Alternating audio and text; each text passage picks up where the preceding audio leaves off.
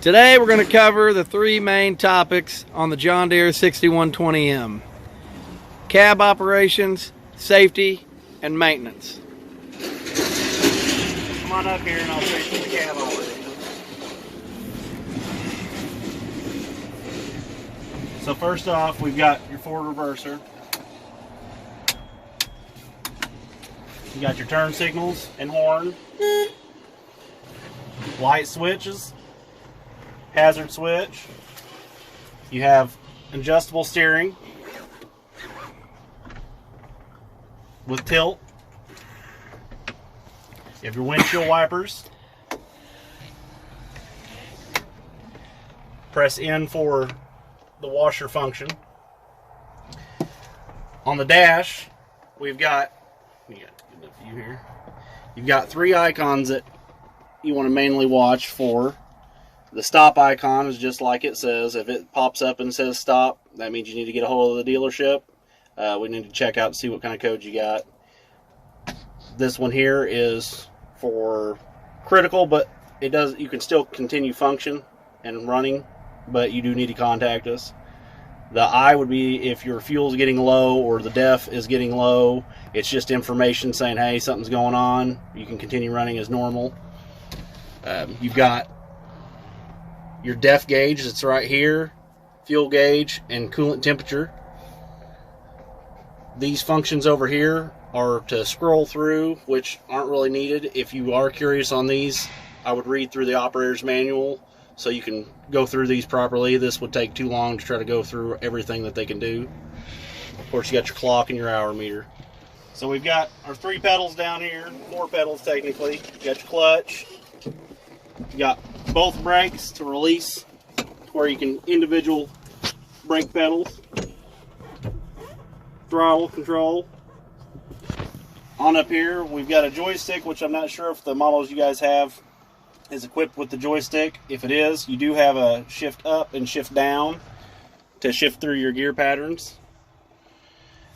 You've also got throttle here. You have another shift up, shift down here. You have a shift up, shift down here. And a D-clutch switch here on the top. This functions the same as the clutch pedal. You can actually be rolling and shift from your ranges, A through D, while you're still rolling. I wouldn't consider shifting from D to A because that would be too abrupt. So we've got the iTech switch over here, which controls your hitch functions for automatic controls. You've got height control and depth control, which you guys probably won't use for mowing applications, but that's what these little switches do. You've got up and down on your actual hitch, up and down on the hitch, different spot you can set it. But like I said, not really a function you guys use, but if you're curious what they are. You got your PTO switch on and off. You've also got this PTO switch over here. This allows you to use the PTO on and off function on the fenders outside, which I'll cover later on. But that's how you turn this on, and then that activates the switches that are actually on the fenders. You want to leave that off while you're in the cab. You got lights here, MFWD off, on, and auto. When it is in the auto function, when you touch your brakes, that kicks your front end out. So if you're on a hill and you're in four-wheel drive and you're needing four-wheel drive and you touch one of the cutting brakes and it's in auto, you're going to lose four-wheel drive. It'll just go to pulling with the rear tires. So make sure you leave that in the on function so your brakes doesn't change that. You've got your three controls for your hydraulics, different detents, float. You can flip these over so you don't accidentally hit float if you don't want it to happen to go into float. There are some settings on the back which I'll go over just to make sure they don't get changed around, because that will also change how the detents work. You've got your rear wiper right here. Push in on the button will make it wash. 12 volts for phone charging. You've got an auxiliary cord here for listening to the phone too if you've got one of those. You've got your temperature controls and fan blower speed for air conditioner, vent settings, the temperature control. You've got a cactus for heat, a snowflake for air conditioning. This right here is a throttle control. If you set this down, then this will actually take control over both the throttle, the foot control, and the hand control, and it overrides both of those. So you want to make sure this is turned up, or you'll think that it won't idle up to full RPM. Got your radio up here, light switch for your cab lights. You can set it to where it's just on all the time, or you can set it to where it turns on when the door is open. You got a light that shines down here when the headlights are on to illuminate the controls down lower. You got your rear view mirror, which is adjustable. You've got your visors in the front, and you got a visor in the rear.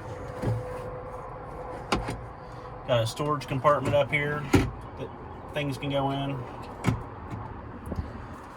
Another thing that you want to make sure is this latch that's right back here for the back window.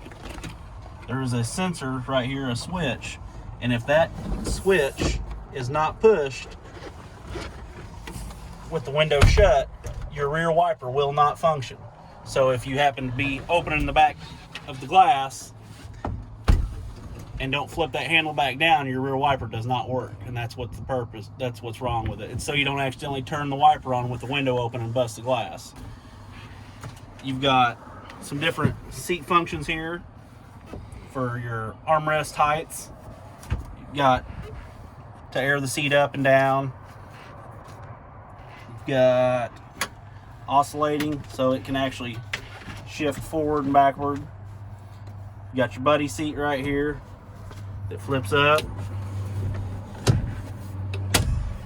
to lock it, to unlock it. There's a little green tab here you pop. And it locks into place. If the tractors you guys are operating is loader ready, where it already has a joystick in there, I want to make sure you guys keep this thing in the locked position so you're not accidentally hitting it with your knee, because since the loader's not on there and you hit this control, you're going to deadhead the hydraulic valve for the mid valve, and you will cause hydraulics to overheat. You'll actually hear it start whining too, and you might see a loss of power. So if you are actually holding on to this and bumping it, it's not plugged in anything, it will deadhead the hydraulic system and cause overheating problems. Your differential lock has moved from the older tractors. Your switch is right here versus it used to be right down here in the middle of the floor. They moved it so mud and stuff doesn't get in that electric switch and cause it to go out. When you turn the differential on, when you activate a brake, that does turn it back off. So if you touch the brake pedal when the differential's locked in, it turns it off. So we're going to talk a little bit about safety here and different things. One thing you guys want to watch for is birds, bird nests actually. They like to get in about every spot and crevice that they can be. I mean, that's one constant thing. You'll park them in the evening and you'll have 3 bird nests built overnight. So of the morning, you want to pop the hood, you want to kind of look over everything, make sure you don't have any nests built up in here, especially around the exhaust system on either side. You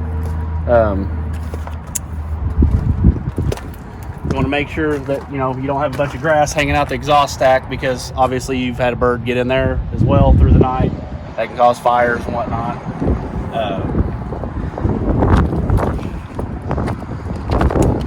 Right up in here is a real bad spot for birds to build a nest up. This is, of course, the exhaust pipe. It gets real hot. You don't want that in there. So another area that you kind of want to watch, you've got low-hanging hoses right here that I see damaged quite often, whether it be sticks or whatever that knocks them loose. But these are your steering lines, so you want to kind of keep an eye on them in the morning. Make sure you're not getting leaks here or the hose is getting tore up. It's pretty common. You want to check all your lug wheel bolts, make sure everything looks like they're staying tight. These are supposed to be retorqued every 10 hours. So about every other day, they need to be made sure that they're not loosening up. Once they stay tight, they'll stay tight. But after the first initial 10 hours of running, you kind of want to have those rechecked. You want to check to make sure that you're not getting any hardware getting loosened. With brand new tractors, you got paint that rubs off. Your hand guards can get loose, your steps can get loose. They should not get loose, but like everything, it can. So you want to just make sure that nothing's getting loose so you guys don't fall off here when you go to climb in. So you want to make sure that your guys adjusted properly so you can see oncoming vehicles behind you. You want to check to make sure all your lights are functioning every morning. Make sure that the hazard lights are working, your turn signals are working, all your light functions, your beacon in your guys' case.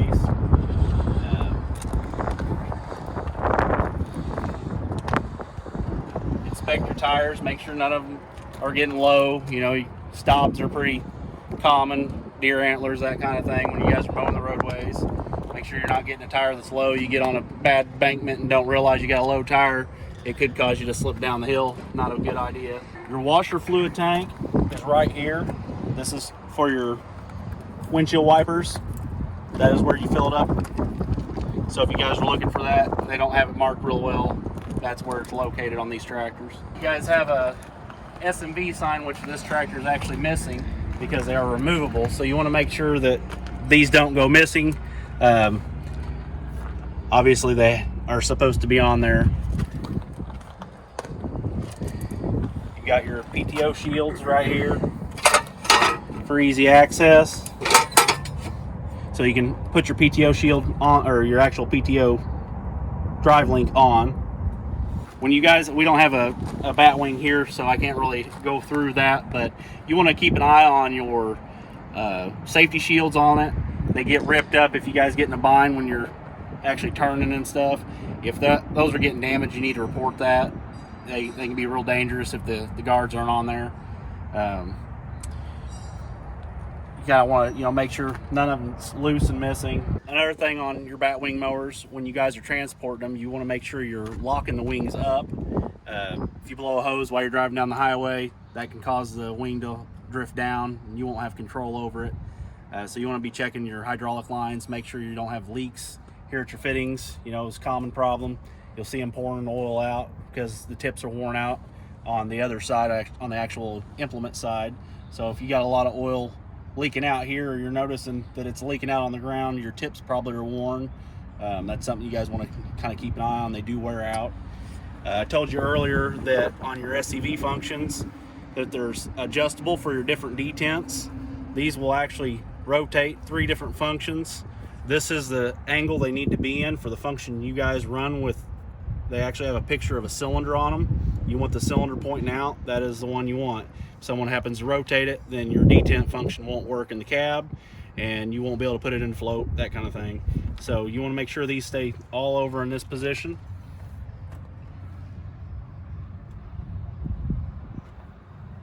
We're going to cover some maintenance items here. One thing that all you guys should have is a ratchet with a deep well 13 millimeter on it. That will give you access to the panels. There are 2 bolts on either side. There's a bolt right here and a bolt right here to let you flip this down. You guys are going to need this, even though you're not working on them, to be able to look in here for bird nests and any other things, leaks, oil leaks, that kind of stuff, to kind of keep an eye on it. So you're going to need one of those. You got fuel filter on either side. Come over here to this side real quick. Yeah. So there's a fuel filter also that gets missed quite often that I see when I go out on service calls, and it's actually deep back in here. So you want to make sure that both these fuel filters are getting replaced, and that's pretty common. You've got your engine oil filter, which is also in here on this side. The fuel filter on this side over here has your water separator, and it's pretty common that people will go to change this and they'll throw the whole thing away and then realize that the new one doesn't come with the globe. The little glass globe unscrews and you screw that onto the new filter. You've got a water separator sensor down here, and your drain, the drain valve, this cracks loose and you can let the water out of it in case you start seeing that you're getting water buildup. Got your engine oil dipstick here. Engine oil goes here. You want to kind of check over your fan, make sure your pulleys and everything's good on this. Normally that's not too big of an issue, but they do tend to get a little bit of wear on them. You can access this panel right here by lifting, pulling out on this and lifting. This will make it where you can get in here to clean. You want to clean this stuff out daily. for sure. You've got this slides out so you can clean on it. This also slides out. This is your air conditioner condenser right here. If this is getting built up with stuff, you guys are going to get hot through the day, so you want to make sure this is staying cleaned out. Mowing grass, you get a lot of buildup in it, and up here in the screen, you want to make sure all this is staying clean so you're not overheating.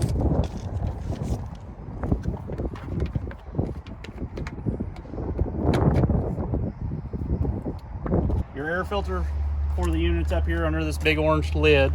This filter is not one that you can blow out. It is, if it gets dirty, it's just a replace only. You cannot blow this out. It's a paper filter that will get a hole in it. There is a pre-cleaner behind it as well, a secondary and a primary in here. You just want to be checking that, make sure it's not getting built up with a lot of grass seed and things. Coolant reservoir. Over here, you want to kind of check this, make sure you're not having coolant leaks throughout the day. It does happen if loose hoses and whatnot with a brand new unit. You know, you could have a hose clamp that's a little bit loose and needs to be adjusted. But you want to make sure that this is staying full. If it gets down low enough, you've got a level sensor in there and it will derate the engine if it gets too low. There is a few grease points on this machine. The main ones are back here on the back axle. There is an actual bearing on either side for the rear axle, and then the other spot that is greasable is the 3-point hitch. You've got grease points on here. Other than that, there's really not any grease points on this tractor. You've got spots right here in case you guys get a dead battery, which happens. Positive post here. I usually ground this bolt right here. You can get in this panel. Kind of hard to access the battery, but the ground is in here and accessible in case you have to jump start it. You want to make sure you guys are using low sulfur diesel and engine oil, both in it. I do highly suggest that you guys run John Deere stuff. Other stuff says it's compatible but does cause problems. Got our fuel tank. We've got our DEF tank. DEF quality is also very crucial. DEF has like a 90-day shelf life. After that, it starts dropping off. It does not burn in the exhaust system properly. Your system will not regen, and that is not covered under warranty. It's just like poor fuel quality. It's not a warrantable item, so you guys want to make sure you're not storing a lot of this DEF, because if you're not using it, it will go bad. You've got cab air filters for your air conditioning under here. These can be blown out. I would check these at least every other day. They do start getting built up. You'll start noticing that you're getting warm throughout the day. There's also internal one right next to the fuse panel. It's just right back behind the seat, behind the wall here. They're a little bit smaller.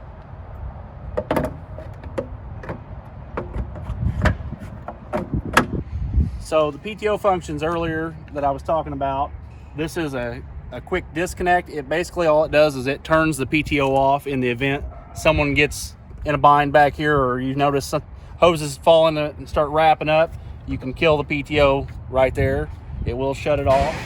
On this side over here, you've got a couple other buttons to raise and lower the 3-point. And you have one more. You've got one more kill switch right here for the PTO.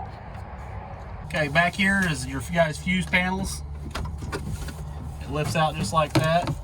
These are the internal cab filters for the air conditioner. They just pull out.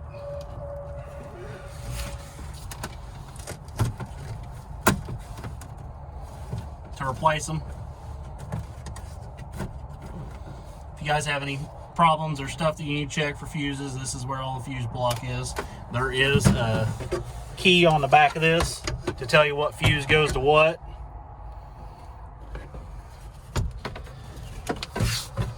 This is also the switch that I was referring to earlier for the wipers. If this switch is not pushed down with this lock, your rear wiper doesn't work.